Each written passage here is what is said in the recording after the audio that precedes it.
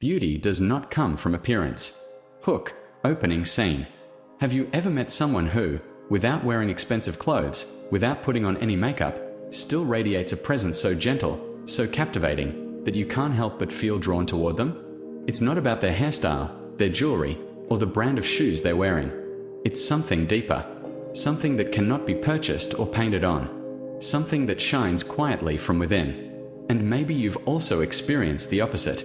Someone perfectly polished, with flawless makeup and designer labels. Yet when you sit next to them, something feels heavy, distant, almost cold. Their beauty, while striking, doesn't quite touch your heart. So, what is it that truly makes a person beautiful? Storytelling, a friend's presence. I want to tell you about a friend of mine. She isn't someone who spends much time in front of the mirror. Her wardrobe is simple, always clean, never flashy. If you look at her photo, you might not find anything particularly remarkable. But the moment you sit with her, you sense something unusual. This calmness that gently wraps around you, like stepping into the shade on a hot summer day. She doesn't talk loudly. She doesn't try to impress anyone. Yet, somehow, when you're with her, you feel lighter. Your shoulders drop, your breath slows down, and your worries seem less important. People are naturally drawn to her not because of her looks, but because of the peaceful energy she carries. And you know what's interesting? She told me she never tried to be beautiful. Instead, she tries to keep her heart steady, her mind uncluttered, and her words kind. That's all. And from that inner foundation, something shines outward, a kind of radiance that makeup can't reproduce. Philosophical reflection, the Buddha's wisdom. The Buddha once said, "A serene mind makes the face radiant." Think about that for a moment. True radiance is not created by external decoration but by the quality of the mind. When our heart is at peace, our face softens, our eyes brighten, and our very presence becomes magnetic. When our mind is agitated, however, it shows, even if we are wearing the most beautiful outfit. Our lips tighten, our brows furrow, and no amount of foundation can cover that restlessness. It's almost as if the face is a mirror of the mind. And the most captivating glow is not a physical glow, but the one that shines through presence, through calmness, through inner harmony. A question to the viewer, reflection. Let me ask you, have you ever noticed how your own face changes depending on how you feel inside? On days when you're joyful, your face feels alive, even if you didn't sleep well or you skipped your skincare routine. But on days when you're anxious, angry, or drained, no matter how much effort you put into your appearance, something feels off. Why is that? Because beauty is not just a surface, it's an energy. And energy always reveals itself. Deeper exploration, society's illusion of beauty. Our modern world spends billions convincing us that beauty is purely external. Magazines, commercials, social media, they all tell us that if we just buy this cream, wear that outfit, or fix this wrinkle, we'll finally be attractive, finally be confident. But haven't you noticed that this race never ends? There's always a new standard to chase, a new flaw to fix. And even when you achieve that perfect look, you might still feel insecure inside. It's like decorating a house while ignoring the foundation. You can paint the walls, add flowers, and buy expensive furniture, but if the ground underneath is unstable, the house will never feel safe. In the same way, no matter how much we decorate our outer body, if our mind is restless, if our heart is heavy, we will never truly radiate beauty. Personal insight. A lesson learned. I'll be honest with you. There was a time when I believed outer appearance was everything. I used to spend hours trying to dress the right way, making sure people saw me in a certain light. But strangely, even when I looked perfect, I often felt empty, like I was hiding behind a mask. Then one day, I sat in silence for the first time in years. Just breathing, just letting my thoughts settle. And I realized, when I am calm inside, I don't have to perform beauty. It naturally comes through. My smile feels real, my eyes feel alive, and people respond differently. They don't notice my clothes, they notice me. That experience changed me.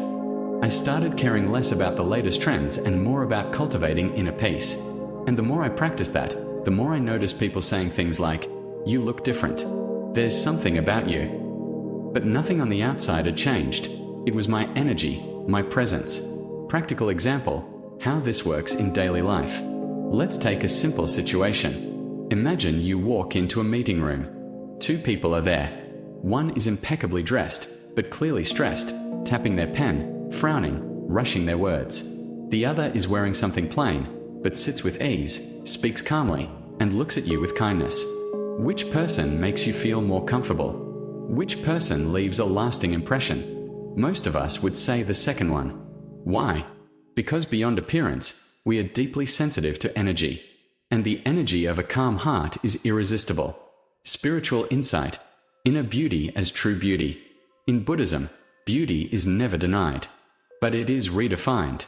Real beauty is not a mask, it's the natural fragrance of a peaceful mind. Think of a lotus flower. The lotus is beautiful not because someone painted its petals, but because it grows from the mud with purity. In the same way, your true beauty comes not from constant polishing, but from letting your heart be free of unnecessary turmoil. And when you embody that, you don't have to chase admiration. People feel it, without you even trying. Inviting the viewer, a gentle challenge. So here's something you can try today.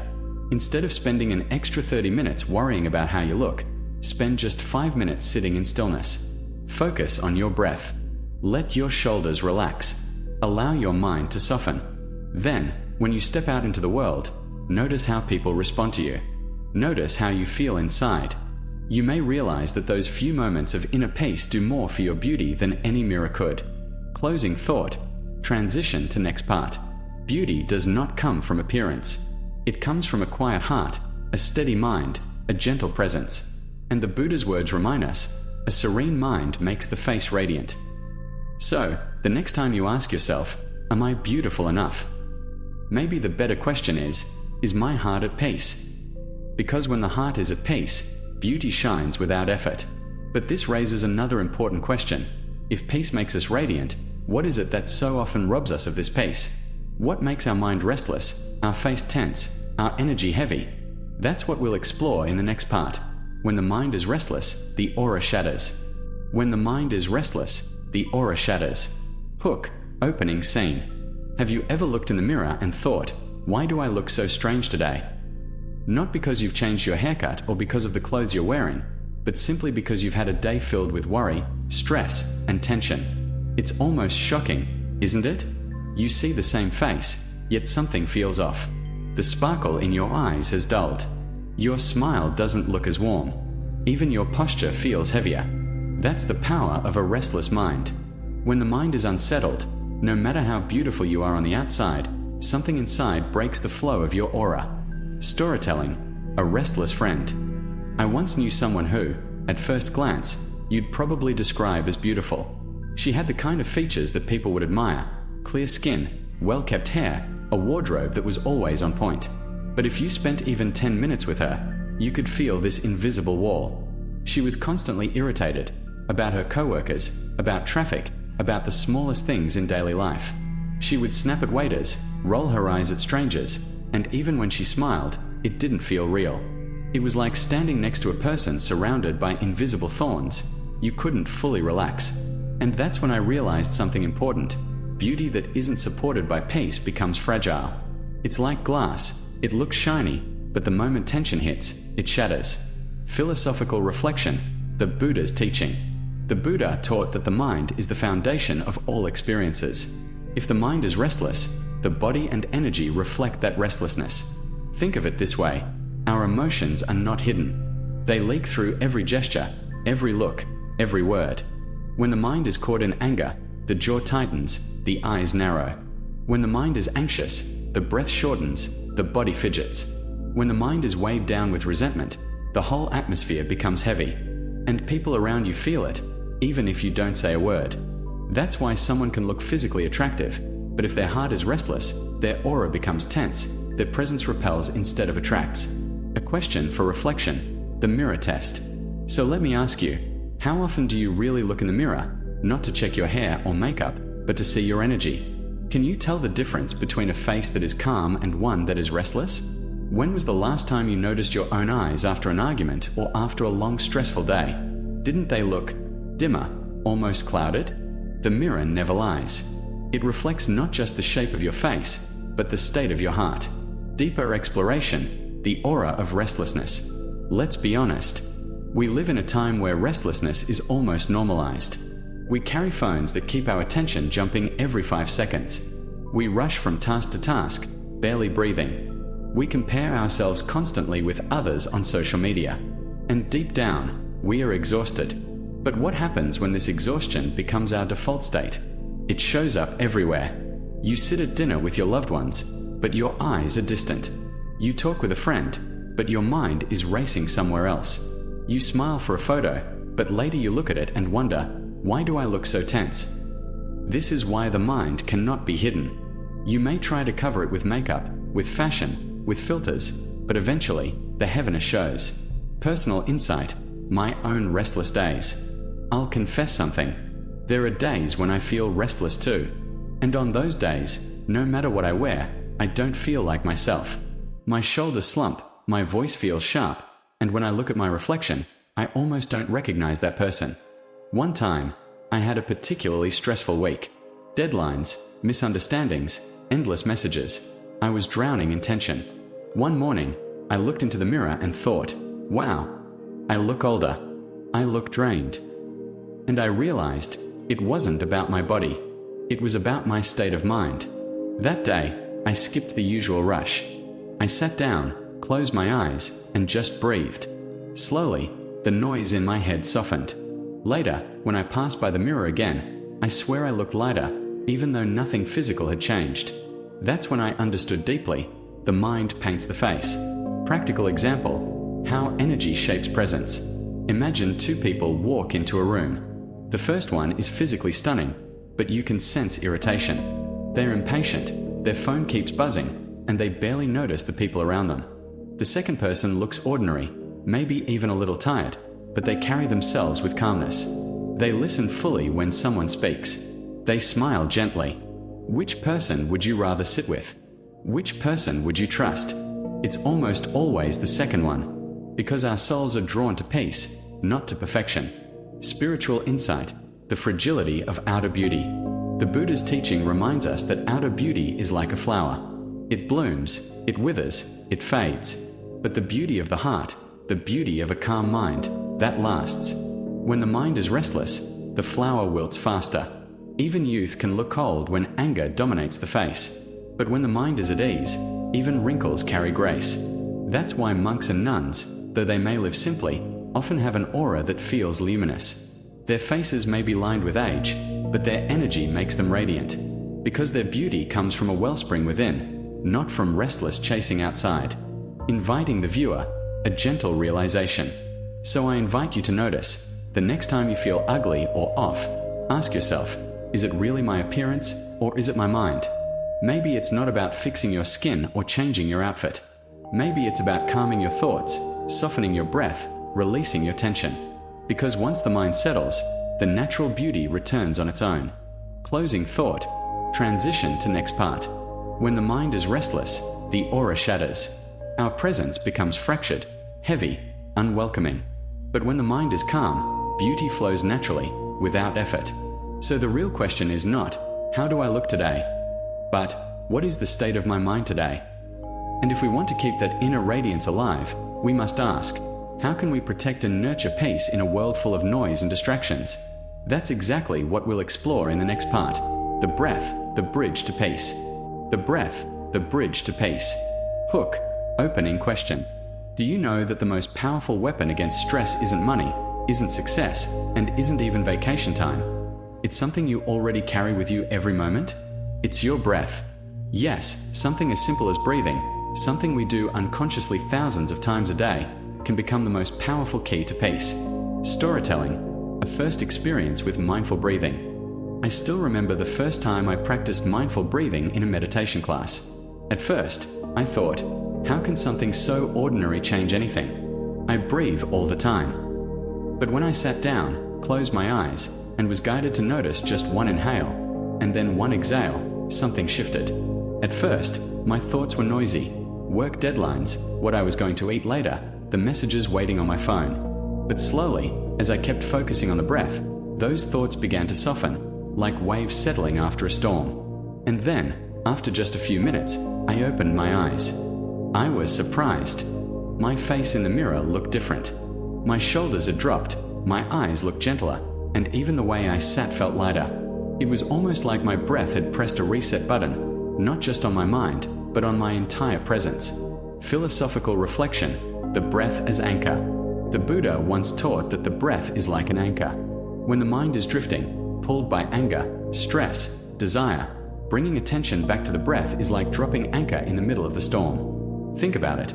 The breath is always here, always available, always in the present. You can't breathe yesterday.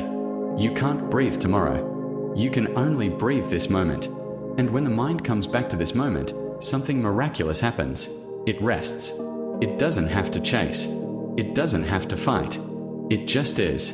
Relatable example: everyday stress. Let's make this real.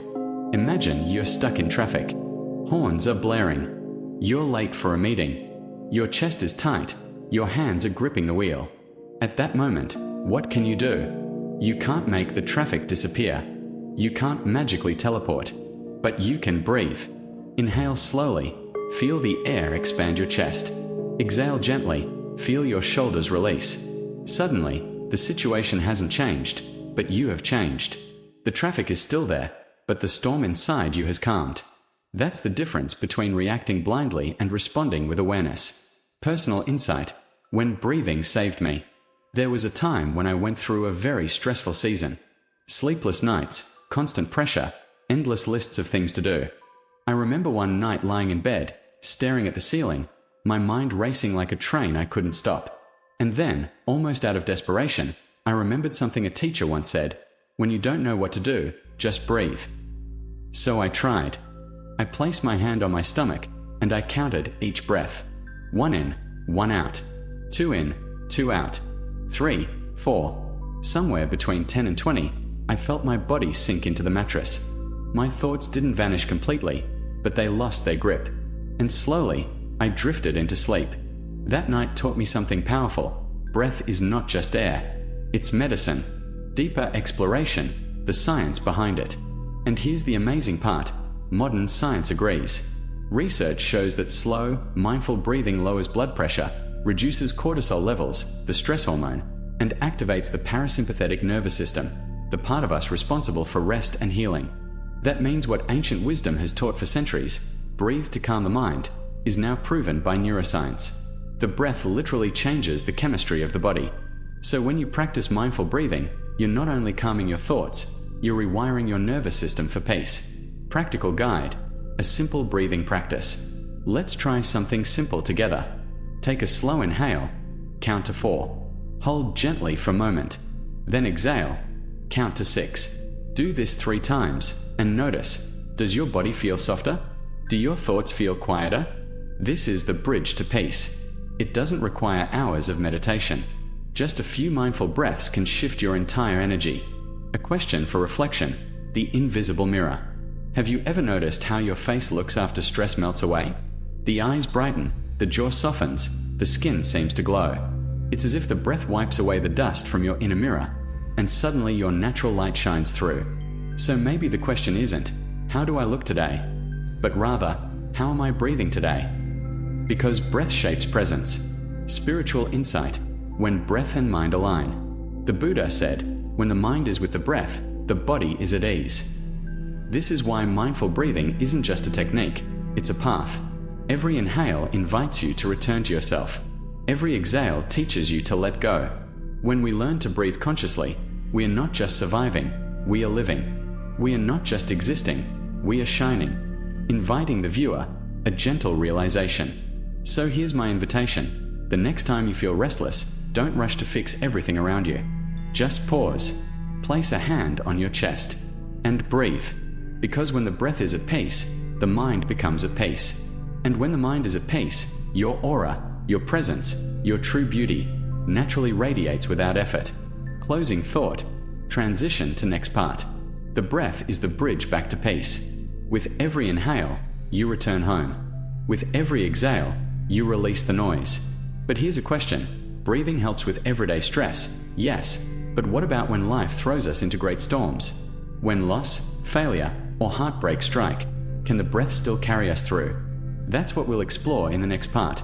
When life breaks us, how to hold peace in the middle of chaos. Facing adversity with a peaceful heart. Hook.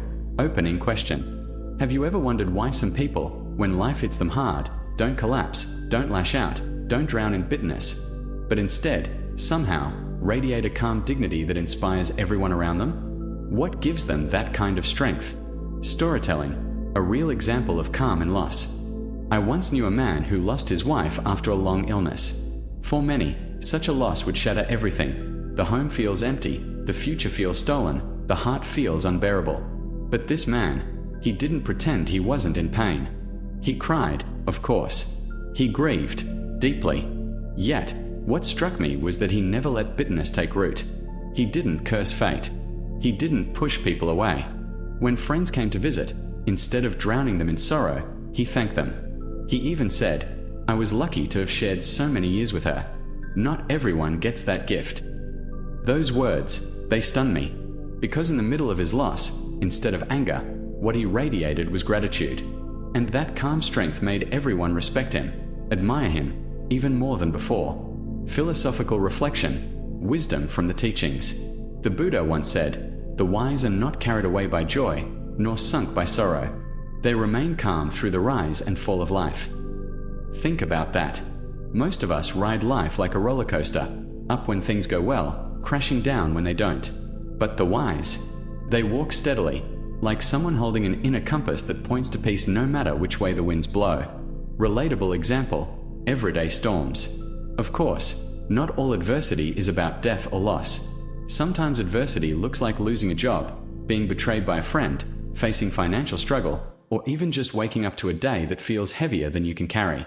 And in those moments, we usually have two choices: to react with panic, anger, blame, or to pause, breathe, and face the storm with steadiness. The truth is, most of us don't realize how much power we actually have in that pause. Because that pause is where strength is born. Personal reflection. A moment of testing. I'll be honest with you. There was a season in my life when everything seemed to fall apart at once. Plans failed, relationships cracked, and my confidence sank. I remember walking through those days with a storm inside me. But then, I met someone, a teacher, who said, "Don't run from the storm. Sit with it. Face it with calm. You don't need to win against it. Just don't let it take your center." That advice changed everything. I didn't suddenly solve all my problems. The difficulties were still there. But I began to notice something. When I stopped fighting reality with resentment, I had more energy to respond wisely. My heart wasn't as heavy. My face didn't look as hardened.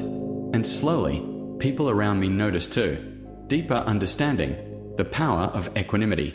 This quality has a name in Buddhist thought, equanimity. It's the strength of staying balanced, not cold, not numb, but steady, in both joy and sorrow. Equanimity doesn't mean you stop caring. It doesn't mean you don't feel pain. It means you're not enslaved by it. You see the storm, you feel the storm, but you don't become the storm. And that, my friends, is the deepest kind of power.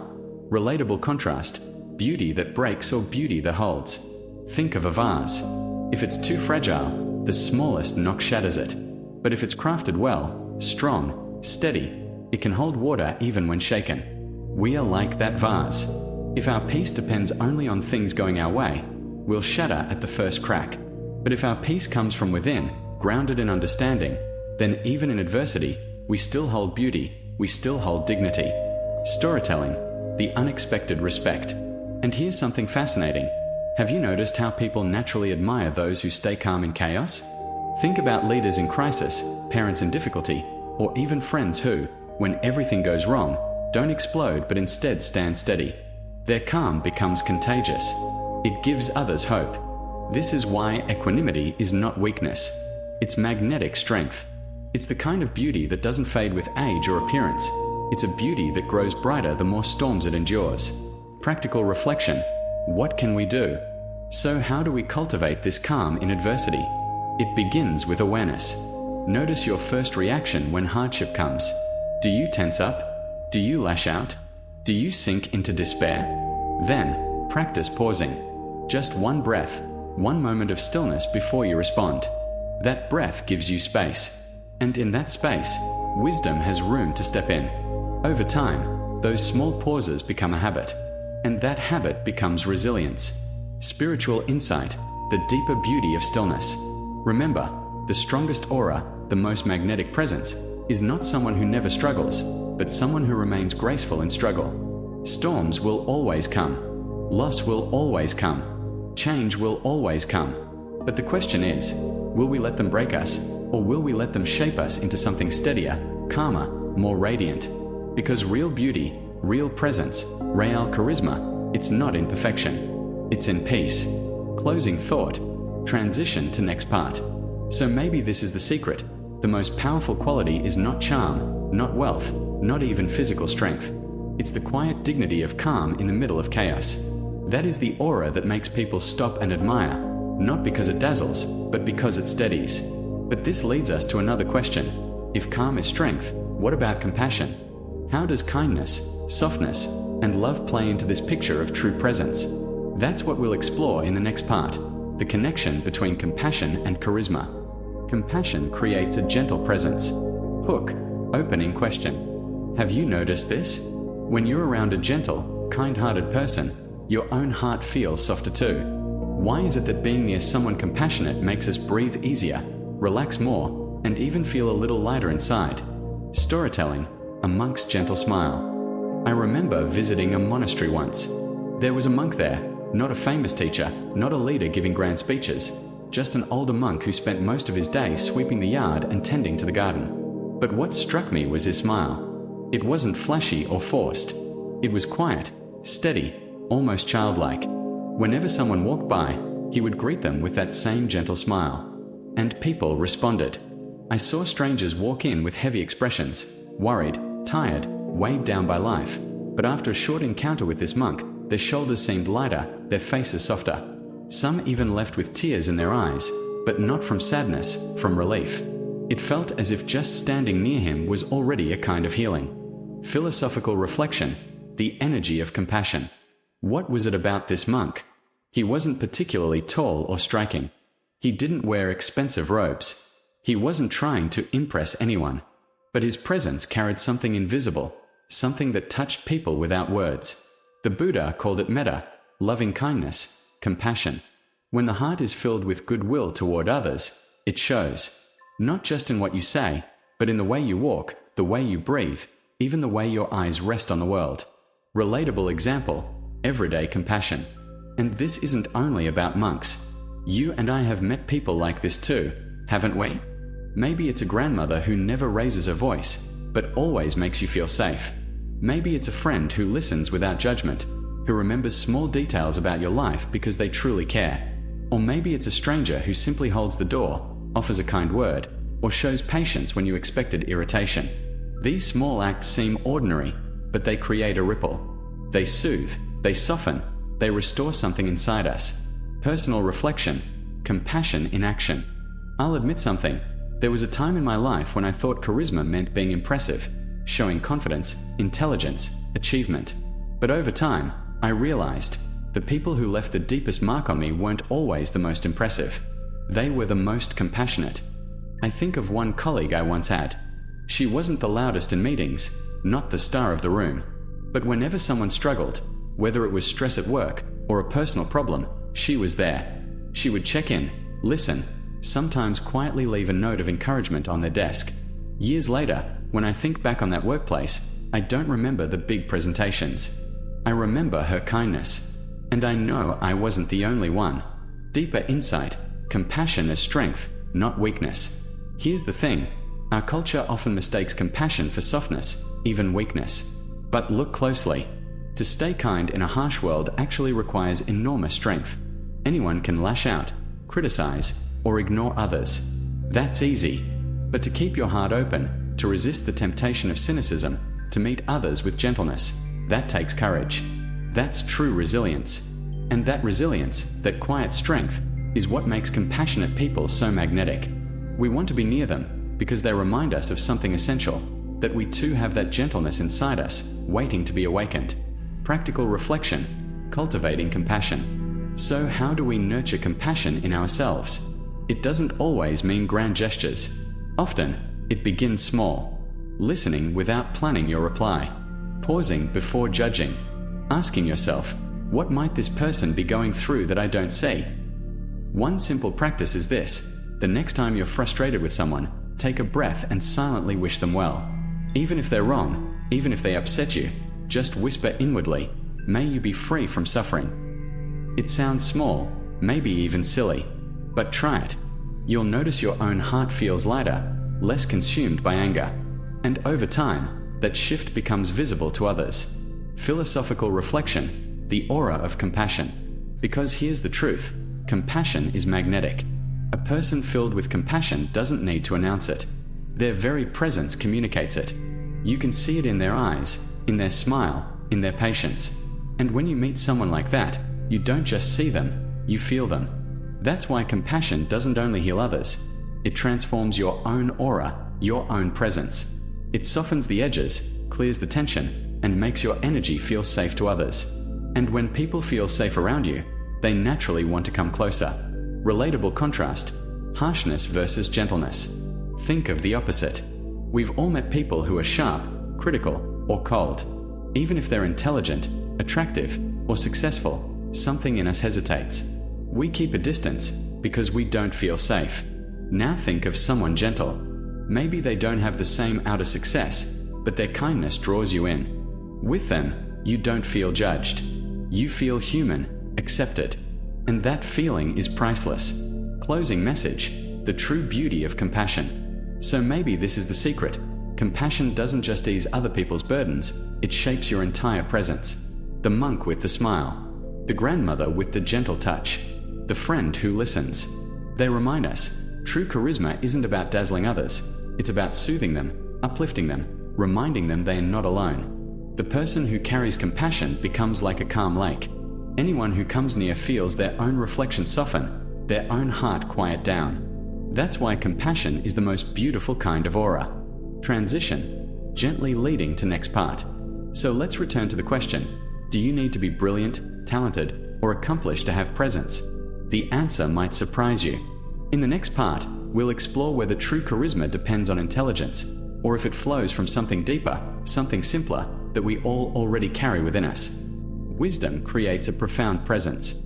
Hook, opening question. Have you ever been in a room where someone spoke just a single sentence? Nothing dramatic, nothing loud. Yet suddenly, everyone went quiet? Almost as if the air itself shifted. Why does that happen?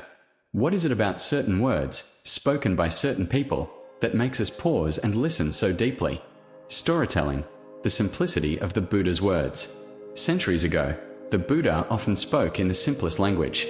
No complicated theories, no flowery metaphors designed to impress. Sometimes, his teaching was as short as, hatred never ends by hatred, but only by love. Think about that for a moment.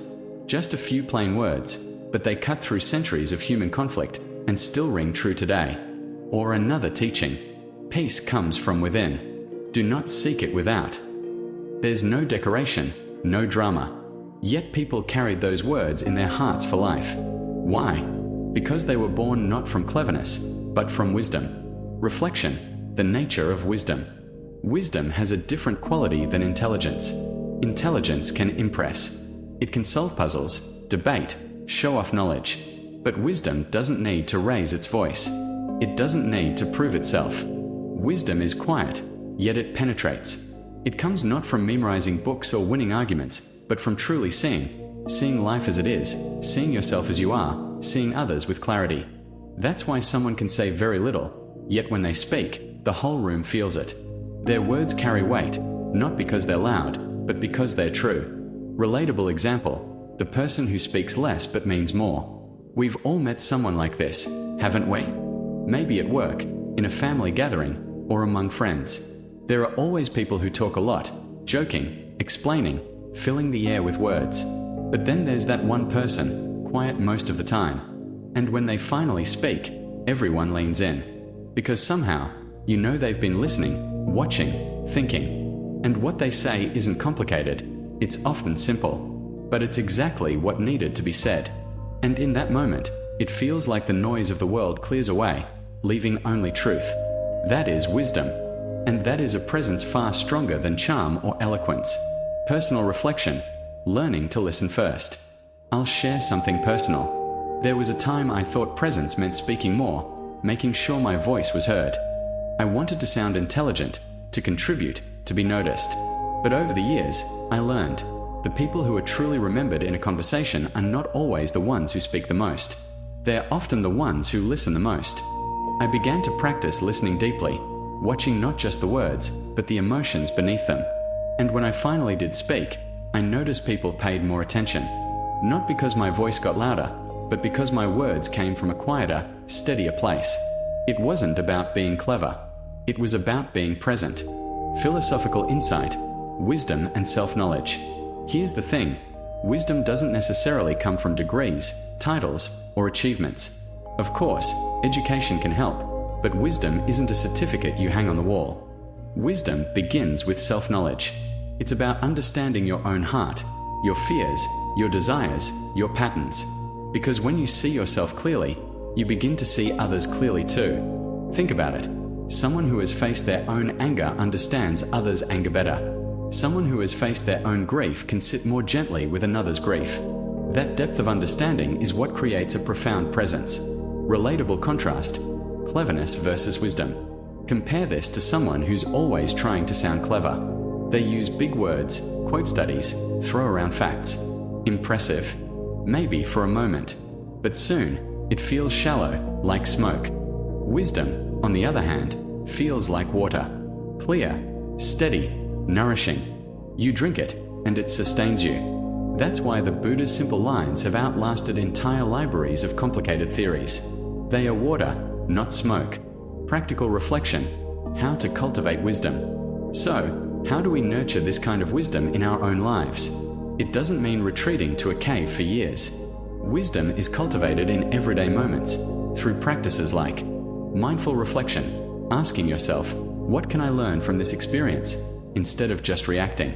Listening more than speaking, not rushing to give advice, but truly hearing what someone is saying. Pausing before judging, remembering that what you see is only part of someone's story. Returning to silence, allowing space in your day to sit quietly, without distraction, so insights can surface. Over time, these small practices deepen you, and that depth shapes your presence. Others will feel it, even without you trying. Storytelling, the teacher who said little. I once had a teacher who hardly lectured. Sometimes, after a long discussion among students, he would just say one line, something like, "Notice how much effort we spend defending ourselves, instead of understanding each other." And then he would fall silent again. Those one-liners stayed with me longer than any textbook. Why? Because they weren't just words. They were mirrors, showing us ourselves. That's what wisdom does. It doesn't just inform you, it transforms you. Philosophical reflection, the aura of wisdom. This is why wisdom creates a profound presence. It's not in the volume of your speech, but in the weight of your silence. It's not in the complexity of your ideas, but in the clarity of your insight. It's not in showing you know everything, but in knowing what truly matters. And people can feel that. When you've gone through life with awareness, when you've softened your ego and opened your eyes, your very being carries that depth. You don't have to prove it. It speaks for itself. Closing message. True wisdom and presence. So maybe this is the lesson. The most profound presence doesn't come from outward polish. It comes from inward clarity. Wisdom doesn't shout. It whispers. And that whisper can quiet a room more powerfully than any speech. The charisma of wisdom isn't about dazzling people. It's about grounding them, helping them see more clearly, helping them remember what's real. And that's why true wisdom is unforgettable. Transition, gently leading to next part. So here's the question. If wisdom gives us depth, how do we actually grow it? Is it something we are born with, or something we can cultivate step by step in daily life? That's exactly what we'll explore in the next part. How to nourish wisdom so that your presence naturally deepens, day by day. Stillness nurtures wisdom. Hook, opening question. You know, there's something fascinating about human beings. Someone can be incredibly smart, have a sharp memory, speak quickly, know all the facts, and yet not be truly wise. Why is that? Why is it that intelligence alone doesn't guarantee wisdom? Storytelling, the silence that changes everything. I remember visiting a meditation retreat years ago. The first thing I noticed was the silence. No phones buzzing, no background music, no constant chatter. Just silence. At first, it felt almost unbearable. My mind wanted to run away. Thoughts kept racing. What emails I hadn't answered, what mistakes I made in the past, what I would do in the future. But then, as the hours turned into days, something shifted. In that quiet, I began to notice my own mind. The way it clung to worries, the way it repeated old stories. And when I stopped running after every thought, suddenly, there was clarity. It was like muddy water finally settling down, revealing the reflection of the sky. That's when I understood. Wisdom doesn't come from filling the mind with more noise. It comes when the noise fades, and the truth that was always there begins to shine. Teaching, silence as the ground of wisdom. There's an old teaching that says, in stillness, truth reveals itself. Think about that. When the surface of a lake is disturbed, you can't see anything clearly. But when the water becomes calm, you can see straight to the bottom. The human mind works the same way. A restless, noisy mind may be clever, but it can't see deeply. It reacts, it judges, it runs in circles. But a still mind? A still mind sees connections others miss. It recognizes what truly matters. And that is the seed of wisdom. Relatable example, the modern overstimulated mind. Now, compare that to how we live today. We are constantly bombarded with information, news headlines, social media posts, emails, endless opinions. Our minds are like a TV with 100 channels, all blaring at once. And we wonder why we feel overwhelmed, why it's hard to make good decisions, why we sometimes regret our reactions. The truth is, wisdom can't survive in constant noise. It needs space. It needs stillness. That's why meditation, prayer, walking in nature, or even just sitting quietly with your breath are so powerful. They create that space where clarity can arise. Personal reflection, learning to sit still. For me, learning to sit still was harder than I expected. I thought meditation meant instantly feeling peaceful. But in reality, it was more like sitting down in a messy room and finally turning on the lights. Suddenly, I could see all the clutter. At first, that was uncomfortable. But over time, I realized something. When you face the noise of your mind with patience, it begins to soften. And beneath it all, there's a natural calm, a natural knowing. And that knowing doesn't feel like thinking harder. It feels like remembering something you already knew, but had forgotten in the rush of life. Philosophical insight. Intelligence versus wisdom. So here's the difference. Intelligence is about gathering knowledge. Wisdom is about seeing clearly. An intelligent person might know how to build a ship. A wise person knows where and whether that ship should sail. An intelligent person can argue, persuade, and impress. A wise person can sit in silence, and their presence alone makes you feel calmer, clearer, more centered. And here's the paradox. Sometimes, the more intelligent we are, the more restless our minds become, because we think we must constantly analyze, solve, and control. But wisdom often begins where analysis ends, when the mind finally rests. Example, the wise elder. Think about the elders you respect in your life. Maybe it's a grandparent, a mentor, a teacher. Chances are, what you remember about them is not how many facts they knew, but the way they could see through confusion with just a few words. Maybe they didn't rush to answer. Maybe they let silence hang for a moment before speaking. And when they did, their words went straight to your heart. That is what stillness does. It gives words power. It makes presence itself a kind of teaching. Practical reflection. How to cultivate stillness. So how do we nurture this kind of stillness in a noisy world? Start with the breath. Just pausing for a few conscious breaths can reset your entire nervous system. Take mindful pauses. Before answering, before reacting, give yourself 3 seconds of silence. You'd be surprised how much clearer your response becomes. Create quiet rituals. Maybe it's a morning walk without headphones, or a few minutes of journaling before bed. Stillness doesn't have to mean a monastery. It can mean everyday spaces of calm. Embrace silence, even when it feels awkward. Because often, wisdom waits in the silence we are too quick to fill. Storytelling, the monk and the question. There's a story of a monk who was asked a difficult question by a student. Instead of answering, the monk simply closed his eyes and sat in silence for a while. At first, the student grew impatient. But then, something happened. In that silence, the student's own mind began to calm, and suddenly, the answer he was looking for became clear, within himself. When he opened his eyes, the monk smiled and said, "You see, wisdom is not always something given. It's something uncovered when the noise quiets down." Philosophical reflection: stillness as presence. This is why people who cultivate stillness often carry a different kind of presence. When they walk into a room, they don't need to demand attention. Their calmness is magnetic. It's not passive. It's not weak. In fact, it's one of the strongest forces you can feel, because it reminds others of the calm they long for within themselves. Stillness nourishes wisdom, and wisdom shapes character. Over time, that becomes a deep, quiet kind of charisma, one that doesn't need to shine loudly, but glows steadily. Closing message: the power of sitting still. So maybe the lesson is this: if you want to cultivate a presence that feels profound, grounded, and unshakable, don't just chase knowledge. Practice stillness. Sit quietly. Breathe deeply. Let the surface of your mind settle. Because when you do, wisdom begins to rise naturally, like the moon reflected in a still pond. And that wisdom doesn't just change you. It changes how others feel around you. Transition, leading to the next part. So here's the question: if stillness can nourish wisdom, can that wisdom, and the presence it creates, become something even more? Could it actually have the power to heal the people around us? That's what we'll explore next: how the deepest kind of presence can become a source of healing for others. A peaceful presence, the healing energy.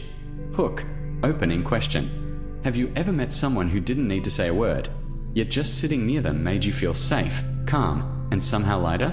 It's almost like their very presence was a form of healing. Storytelling, the gentle grandmother. I grew up in a small town, and there was an old woman everyone knew.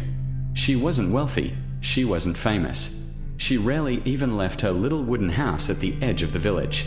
But here's the thing: whenever people visited her, whether to bring her vegetables, to ask for advice, or sometimes just to sit quietly by her side, they all left feeling different, more peaceful, like a heavy weight had been lifted. And she never did anything extraordinary. Most of the time, she simply smiled, listened, or poured a cup of tea. Yet her presence alone felt like medicine. Teaching, the power of inner peace. There's a teaching that says, when the heart is at peace, its energy naturally radiates outward. Think of it this way: emotions are contagious. You've probably felt how being around an anxious person makes you anxious too, or how someone's anger can spread through a room like wildfire. But the same is true for peace. When a person has cultivated a calm and steady heart, that peace becomes a kind of quiet fragrance. It spreads without effort, and people who come near can't help but feel it. That's why the grandmother in my village could heal without words. Her peace was so real, so deep, that simply being near her reminded others of their own capacity to be peaceful. Modern example: why we seek calm people. Think about your own life. Have you noticed how you gravitate towards certain people when you're upset? Maybe it's a friend who doesn't rush to give advice, but just listens. Maybe it's a mentor who doesn't panic, no matter the crisis. We don't always remember what those people say, but we remember how they made us feel. That's the mark of healing presence. It's less about words, more about energy. Philosophical insight: healing beyond medicine. In our modern world, we often think of healing only in medical terms: pills, surgeries, treatments. And of course, those things are essential. But there's another kind of healing that doesn't come from a doctor's prescription. It comes from being reminded that we are not alone. That peace is possible. That someone else's calmness can awaken our own. This is why monks, spiritual teachers, and even gentle elders often seem to glow with a quiet energy. Their hearts are not in constant battle. They radiate acceptance, and being near them feels like stepping into sunlight after a storm. Personal reflection: feeling the energy. I remember once meeting a teacher who lived very simply. He didn't lecture much. Instead, he mostly sat in silence, smiling softly. At first, I didn't understand. I thought, shouldn't a teacher explain more? Shouldn't wisdom come through words? But then, as I spent time in his presence, something happened. My racing thoughts slowed. My body relaxed. My breath deepened. And I realized the teaching wasn't only in what he said. It was in who he was. His energy taught me more than his words ever could. Reflection: why this matters in daily life. Now, you might be wondering, that sounds beautiful, but what does it have to do with me? I'm not a monk, I'm not a village grandmother. The truth is, you don't have to be. Every single one of us has energy that touches others. Every single one of us leaves behind a tone in the spaces we enter. So the question is, what tone are you leaving? Stress, irritation, restlessness, or calm, kindness, and presence? Example, everyday healing moments. Think about it. A parent sitting quietly with their child after a long day, just holding their hand without rushing them to fix their feelings, that's healing energy. A nurse who speaks gently before a difficult procedure, that's healing energy.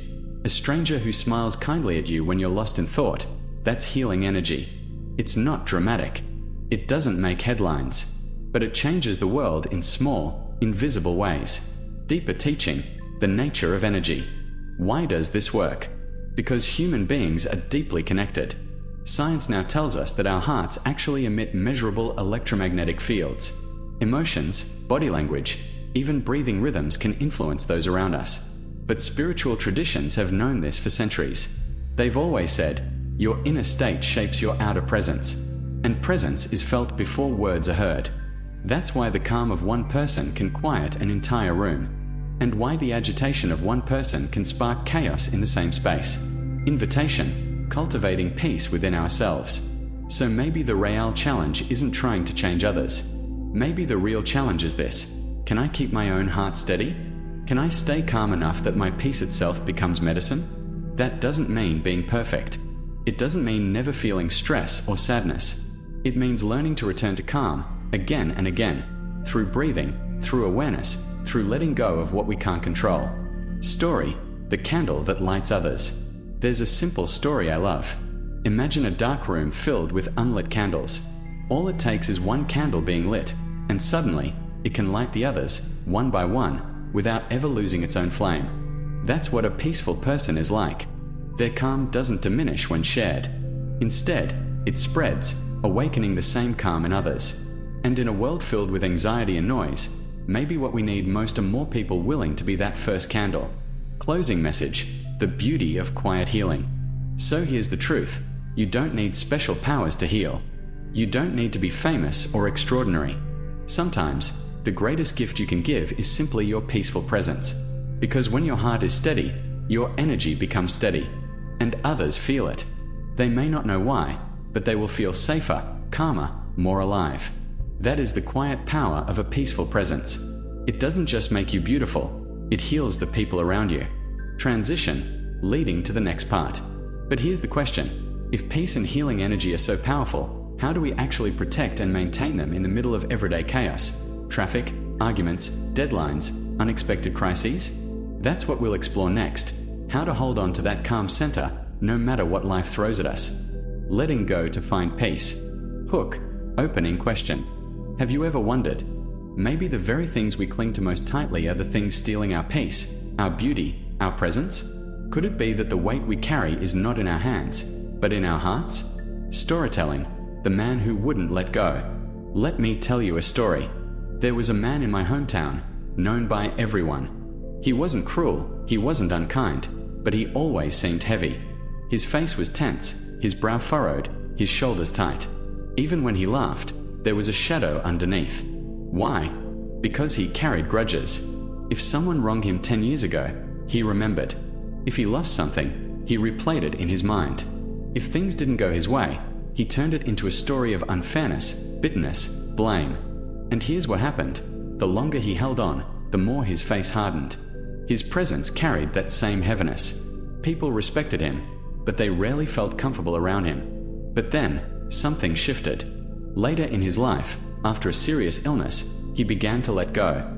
He stopped fighting old battles. He forgave debts he had once obsessed over. He even laughed at his own mistakes. And almost magically, his face softened. His smile reached his eyes again. His presence, once heavy, became light. And people noticed. They said, "You look younger now than you did 10 years ago." What changed? Not the world around him, but the grip of his own hands, finally unclenched. Teaching, the power of letting go. There's a saying in Buddhist teaching, when you put something down, your hands are free. But more importantly, your heart is free. We often think letting go means losing control. losing importance, losing our story. But in truth, letting go is gaining. Gaining space, gaining peace, gaining a lighter step, a softer face, a freer breath. Imagine carrying a heavy stone everywhere you go. You clutch it tightly because you think you must, but the moment you put it down, you don't become less. You simply become lighter. That's the paradox. Letting go doesn't take away from you. It gives back to you. Modern example, stress and the body. Doctors today say stress shows up in our faces, our posture, even our skin. You've seen it, right? Someone who looks aged beyond their years, not from time, but from worry. Holding on to anger, resentment, or fear doesn't just hurt the heart, it reshapes the body. The jaw tightens, the breath shortens, the eyes lose their sparkle. But when someone begins to release, even slowly, their whole being changes. Their skin softens, their voice warms. They walk differently, breathe differently. Their presence becomes magnetic, not because of what they own, but because of what they've let go of. Philosophical insight, the illusion of control. We cling because we think control gives us safety. We think, if I hold on to this memory, I won't get hurt again. If I hold on to this anger, I won't be weak. If I hold on to this success, I won't be forgotten. But here's the truth. Life moves whether we cling or not. Seasons change. People come and go. Our bodies age. Control is an illusion. The more we grip, the more we suffer. The more we release, the more life flows through us. Personal reflection, my own lesson. I'll be honest with you, I've struggled with this myself. There was a time when I replayed old arguments in my head, like a movie stuck on repeat. I thought I was protecting myself by remembering every word. But really, I was just hurting myself again and again. One day, sitting quietly, I asked, what if I just drop it? What if I never think about this again? At first, my mind resisted. It wanted to cling, to keep chewing on the past. But slowly, I practiced. Each time the thought returned, I breathed. I let it pass like a cloud. And something amazing happened. My sleep improved. My shoulders relaxed. My laughter came back more easily. Letting go didn't erase the past. It simply loosened its chains. Reflection. What are you holding? So I want to ask you, what are you holding on to right now? A resentment from years ago? A mistake you keep punishing yourself for? A dream that no longer fits, but you're afraid to release? What if letting it go doesn't make you weaker, but stronger? What if your face could soften, your step could lighten, your presence could glow, just by loosening your grip? Example, nature as a teacher. Look at trees in autumn. They don't cling to their leaves. They let them fall, trusting that new growth will come in spring. And in that letting go, they survive winter with grace. We, too, must learn that rhythm. Holding on to what no longer serves us is like a tree refusing to drop dead leaves. It only weighs us down. Deeper teaching, letting go is having more. The teaching says, when you let go, you gain. What do you gain? Space, breath, peace, freedom. A clenched fist can't hold anything new. Only when it opens can it receive. And this is why letting go doesn't diminish our presence. It magnifies it. Because a peaceful heart is magnetic. A calm presence is beautiful. A light spirit shines brighter than any decoration. Closing message, the beauty of release. So here's the truth. The things you refuse to release are the very things that cloud your light. Letting go is not giving up. It is setting yourself free. And when you are free inside, your peace shows on your face, in your voice, in your very presence. That's what makes your aura, your charisma, your true key CHT, your inner radiance. So if you want to shine, if you want your presence to soothe rather than burden, the path is simple. Learn to let go. Because peace isn't something you chase. It's something you uncover when the weight falls away. Transition, leading to the next part. But here's the deeper question. When we cultivate this inner peace, is it only for ourselves? Or can this peace become a blessing, a gift, a kind of invisible wealth that touches everyone around us? That's what we'll explore in the next part. A peaceful heart, the root of blessings.